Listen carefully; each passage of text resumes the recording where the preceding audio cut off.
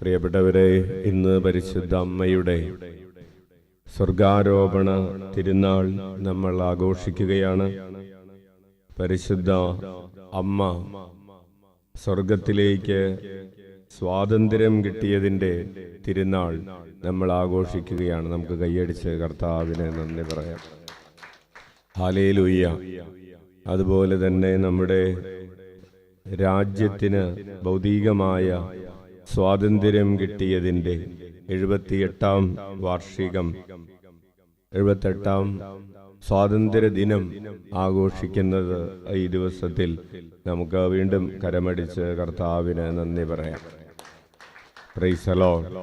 Hallelujah, hallelujah. Praise the Lord.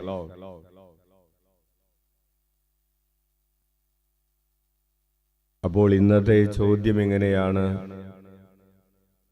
നിനക്ക് സ്വാതന്ത്ര്യം ഉണ്ടോ എന്ന. നീ സ്വതന്ത്രനായിരിക്കുന്നുവോ? നമുക്ക് എല്ലാ മേഖലകളിലും സ്വാതന്ത്ര്യം വേണം. സാമ്പത്തിക മേഖലകളിലുള്ള സ്വാതന്ത്ര്യത്തെയാണ് നമ്മൾ ഫിനാൻഷ്യൽ ഫ്രീഡം എന്ന് പറയുന്നത്.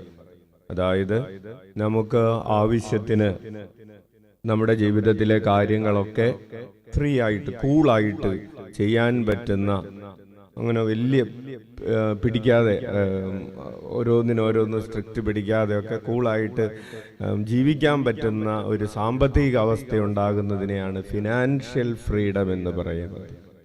അതുപോലെ സൈക്കോളജിക്കൽ ഫ്രീഡം ഉണ്ട്. അതായത് നമ്മുടെ മനസ്സിന് ഒരു സ്വാതന്ത്ര്യം, മനസ്സിന് ഒരു ഫ്രീഡം ലഭിക്കുന്നു. സോഷ്യൽ ഫ്രീഡം ഉണ്ട്. സാമൂഹികമായ ഒരു രാഷ്ട്രീയ അന്തരീക്ഷം, മര്യാദക്ക് സന്തോഷത്തോടുകൂടെ ആരെയും പേടിക്കാതെ ജീവിക്കാൻ പറ്റുന്ന സോഷ്യൽ ഫ്രീഡം ഉണ്ട്.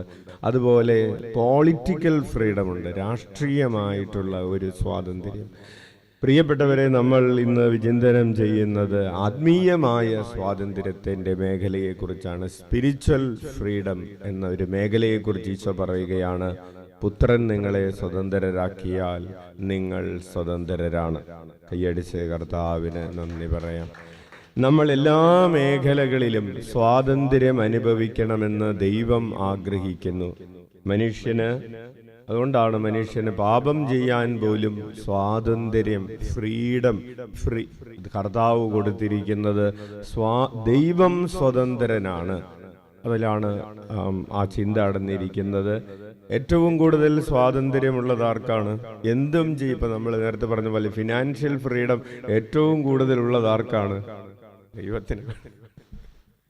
അല്ലെങ്കിൽ ഏത് ഫ്രീഡവും അതിൻ്റെ പൂർണ്ണതയിലുള്ളത് ആർക്കാണ്? ദൈവത്തിനാണ്. ദൈവം മനുഷ്യനെ തൻ്റെ ഛായയിലും സാദൃശ്യത്തിലും സൃഷ്ടിച്ചപ്പോൾ ദൈവം സ്വതന്ത്രനായിരിക്കുന്നത് പോലെ നമ്മളും സ്വതന്ത്രരായിരിക്കണമെന്ന് ദൈവം ആഗ്രഹിച്ചു. കാരണം മനുഷ്യൻ ദൈവത്തിൻ്റെ ഛായയും സാദൃശ്യവുമാണ്. കൈയടിച്ച് കർത്താവിന് നന്ദി പറയാം. അപ്പോൾ നമ്മൾ വളർന്നുകൊണ്ടിരിക്കുന്നത്, നമ്മൾ പരിശ്രമിച്ചു കൊണ്ടിരിക്കുന്നത്, നമ്മൾ നേടിയെടുക്കാൻ പരിശ്രമിക്കുന്നത്, നമ്മൾ കഠിനാധ്വാനം ചെയ്യുന്നത്, നമ്മൾ എത്തിപ്പിടിക്കാൻ ആഗ്രഹിക്കുന്നത് ദൈവത്തിൻ്റെ ആ സ്വാതന്ത്ര്യത്തിൻ്റെ പൂർണ്ണതയിലേക്കാണ്. ഹല്ലേലൂയ. പരിശുദ്ധ അമ്മ തൻ്റെ മരണശേഷം ആത്മാവും ശരീരവുമായി സ്വർഗത്തിലേക്ക് എടുക്കപ്പെട്ടു എന്ന് പറയുമ്പോൾ ദൈവത്തിൻ്റെ ആ സ്വാതന്ത്ര്യത്തിൻ്റെ പൂർണ്ണതയിലേക്കുള്ള ഒരു എടുക്കപ്പെടലാണ്.